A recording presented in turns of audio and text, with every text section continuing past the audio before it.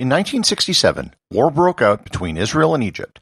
It was the beginning of what would be known as the Six-Day War. As Israeli forces raced across the Siani Peninsula, Egyptian forces took measures to ensure that the Suez Canal wouldn't be captured. They scuttled ships on either end of the canal to prevent it from being used.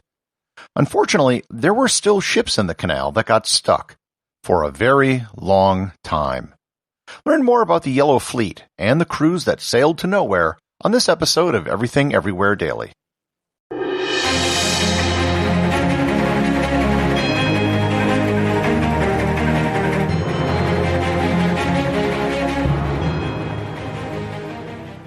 This episode is sponsored by the Restoration Depot. Do you want more fun in your life? It can be tough finding the you time we all need. Here's a way to feel more energized. Join the Restoration Depot, where friends can meet for all sorts of health and wellness options online. The Restoration Depot was created for people like you. It's convenient and affordable. Just log in to any one of their online classes like yoga, tai chi, meditation, music, and many more. Check out all of the classes at therestorationdepot.com and try your first class for only $5 by selecting First Class Special at checkout. Remember, that is therestorationdepot.com. On June 5, 1967, war broke out between Egypt and Israel. The war, the Six-Day War, was, as the name suggests, a very short one. In a matter of a few days, Israeli forces had raced across the Sinai Peninsula and were approaching the Suez Canal. The Suez Canal was extremely important for Egypt. With it, they controlled almost all the shipping between Europe and Asia. It gave them geopolitical leverage as well as a great deal of money. As the Israelis were racing towards the canal, the Egyptians had to make a hard choice. They could either lose control of the canal to their enemies and everything which came with it, or they could deny the Israelis the use of the canal. They went with option number 2. They scuttled numerous vessels on either end of the canal to block the passage of ships. They blew up a bridge, and they also put mines in the canal. The Suez Canal was closed for business. This had an enormous impact on global shipping. The Suez Canal shortened the length between Europe and Asia by 8,900 kilometers, or 5,500 miles. Goods would now take weeks longer to reach their final destination. Ships that were just outside the canal on either end had to turn around and either go back to their home port or take the much longer route around Africa. Those ships, however, were able to turn around. There were a small number of ships that were actually caught in the middle of the canal. There were 15 ships traveling north through the canal when it closed. 14 of those ships were trapped in the widening of the canal known as the Great Bitter Lake, and one was stuck further north in the widening known as Lake Timseh. The ships were a random international collection of ships. 4 were from the UK, 2 each from West Germany, the US, Sweden, and Poland, and 1 each from France, Bulgaria, and Czechoslovakia. Not only was the way out of either end of the canal blocked with sunken ships and mines, but on either side of the canal there were bitter enemies who were shooting at each other. For months, the ships just sat there. They couldn't go anywhere, and none of the crew could get off their ships. Finally, in October, 5 months after the canal was closed off, the officers of the 14 ships in the Great Bitter Lake met on board the British ship Melampus to discuss their collective problem. They agreed to create the informal Great Bitter Lake Association. They would jointly visit each other's ships for various activities to keep the crews occupied. A British ship, the MS Port Invercargill, was the largest ship, and they hosted soccer matches.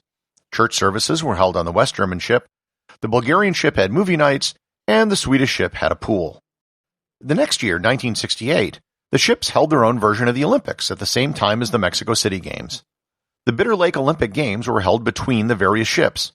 The 8 nations represented competed in 14 events, including sailing, diving, sprinting, high jump, archery, shooting, and water polo. The first-place country was Poland, with the Germans coming in second and the British coming in third. By 1969, with no end in sight for the rescue of the ships, something had to be done. The crews couldn't be expected to spend the rest of their lives imprisoned on these ships. But by the same token, they couldn't completely abandon the ships either. They eventually developed a plan to let most of the crews go home. They decided to cluster the ships up into 3 groups. Each group would have a small caretaker crew with representatives from each ship. The caretaker crews would perform basic maintenance on the ships and would be rotated out every 3 months.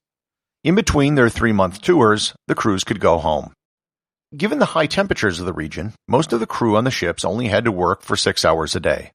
They cleaned, maintained the engines, conducted drills, and basically tried to keep the ships as operational as possible given the conditions. Over the years, these ships developed a quasi-political status. The Great Bitter Lake Association became a sort of micronation sandwiched between Egypt and Israel. They developed their own postage system and their own stamps. The stamps had no legal authority, but they actually worked. Coupled with Egyptian postage, they managed to get sent and routed to the correct ships. The stamps and envelopes from the Great Bitter Lake Association have actually become collectibles for people who collect stamps. Over time, the dust of the desert began to cover the ships, and they developed a yellowish hue, which is how they got their name, the Yellow Fleet.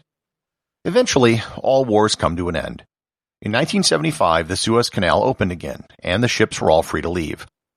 Over 3,000 sailors were rotated in and out over the years that they were stuck in the Great Bitter Lake.